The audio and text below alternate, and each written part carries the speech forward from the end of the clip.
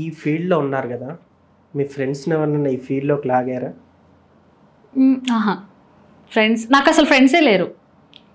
ఒక్కళ్ళు కూడా ఫ్రెండ్స్ లేరు. ఎవ్వరిని లాగలే ఈ ఫీల్డ్‌లోకి. లాగడం ఏంటి?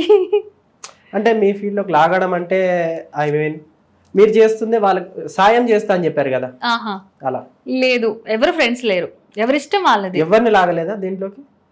షూటింగ్స్ చేసేవాళ్ళు వేరే వాళ్ళు. నేను చేసేదాన్ని అంతే.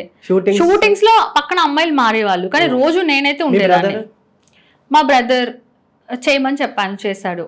ఎవరైనా ఒక సిస్టర్ అయ్యుండి ఒక బ్రదర్‌ని బి గ్రేడ్ మూవీలో చేయమంటారు. Not a problem. అది ఏముందండి, అది జస్ట్ యాక్టింగ్ అంతే కదా. అంటే తనని కూడా షూటింగ్స్ లో చేపిద్దామని తీసుకొచ్చాను. అవకాశాల కోసం ట్రై చేస్తున్నాడు.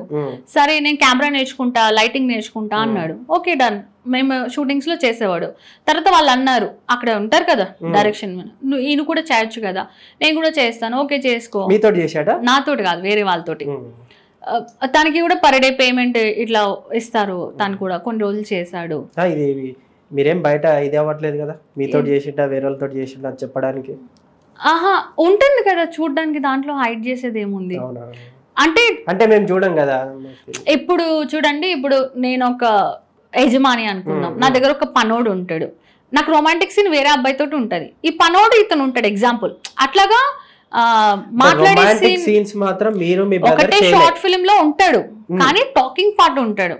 రొమాన్స్ సీన్ అనేది అంటే ఒక చిన్న స్టోరీ కూడా పెడతారు కదా, ఓన్లీ రొమాన్సే ఉండదు. ఒక స్టోరీ నుంచి రొమాన్స్ నుంచి ఎండ్ అవుతుంది. ఆ స్టోరీలో ఉంటాడు. తన రొమాంటిక్ దాంట్లో స్టోరీలో నేను ఉంటాను, అట్లా అన్నమాట. ఇప్పుడు నేను తల్లి, తను కొడుకు అనుకో, అయితే మీరు ఏ షార్ట్ ఫిల్మ్ లో ఉండరు, అట్లుండదు. ఇప్పుడు నేను తల్లి కొడుకు పని మనిషి ఎంతైనా అలా ఎలా తీసుకొస్తారండి ఒక బ్రదర్ ని? Not a problem. నేను అట్లా ఎవరిష్టం వాళ్ళదండి. తను చేస్తూ ఇప్పుడు చేయట్లేదు ఎందుకు? తర్వాత డాడీ అదే వచ్చారు, వేరే అన్నయ్య ఒక బ్రదర్ తీసుకుని బిసెంట్ రోడ్లో అందరు చెప్పారనమాట. అప్పుడు వచ్చారు, వచ్చి ఫైట్ చేశారు. నువ్వు ఆపేయమంటే నేను ఆపనని చెప్పేసి అంటే సరే అని మా తమ్ముడిని తీసుకుని వెళ్ళిపోయారు. ఆ తర్వాత తను అక్కడ బట్టల షాప్ లో పనిచేశాడు కొన్ని రోజులు. తర్వాత బట్టల షాప్ లో పనిచేసిన తర్వాత ఇంకా కాలు నొప్పులు అది ఇది అంటే డబ్బులు దాసే కొన్ని నేను. తర్వాత నేను ఏదైనా ఒక బిజినెస్ కూడా స్టార్ట్ చేద్దాం, ఎందుకంటే షూటింగ్స్ ఎప్పుడు ఉంటాయి ఎప్పుడు ఉండకపోతాయి అన్నప్పుడు అందరూ ఊరికే తెలిసిన వాళ్ళు అందరూ బ్యూటీ పార్లర్ పెట్టుకోమని చెప్పారు. తమ్ముడు ఆల్రెడీ బట్టల షాప్ లో పనిచేస్తున్నాడు. మా డాడీ కూడా నా చిన్నప్పటి నుంచి బట్టల షాప్ చేశారనమాట. తర్వాత ఇంకా ఆయన మానేశారు, బైండింగ్ వర్క్ అమ్మతో పాటు చేస్తున్నారు.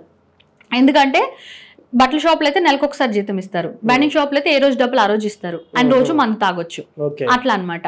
సరే డాడీకి కూడా బట్టల షాప్ లో అవగాహన ఉంది, తమ్ముడు ఆల్రెడీ చాలా సంవత్సరాలు బట్టి చేస్తున్నాడు. బట్టల షాప్ అయితే నేను ఉంటాను, వాళ్ళకి ఉపయోగపడుతుంది పెట్టాను. పెడితే అది సరిగా నడవలేదు. లైఫ్ లో కూడా కష్టాలు ఉన్నాయి. అమ్మో చాలా. అప్పుడు వెళ్ళిపోయాడు, ఇంకా అప్పటి నుంచి అక్కడే ఉంటున్నాడు. తర్వాత చెప్పాను చాలా సార్లు, రా నిదారు నువ్వు ఉండు, అవసరం ఉంటే మాట్లాడు, లేకపోతే మాట్లాడబాకు, కనీసం ఇక్కడ ఉన్నాం అనుకో, ఇక్కడే అమ్మాయిని పెళ్లి చేసుకో, ఇక్కడ ఉండు బాగుంటుంది కదా అక్కడ విజయవాడలో అంటే లేదు అనేసి అక్కడ ఉన్నాడు. ఇంకా ఇప్పుడు మమ్మీ డాడీ తను అక్కడ ఉన్నారు.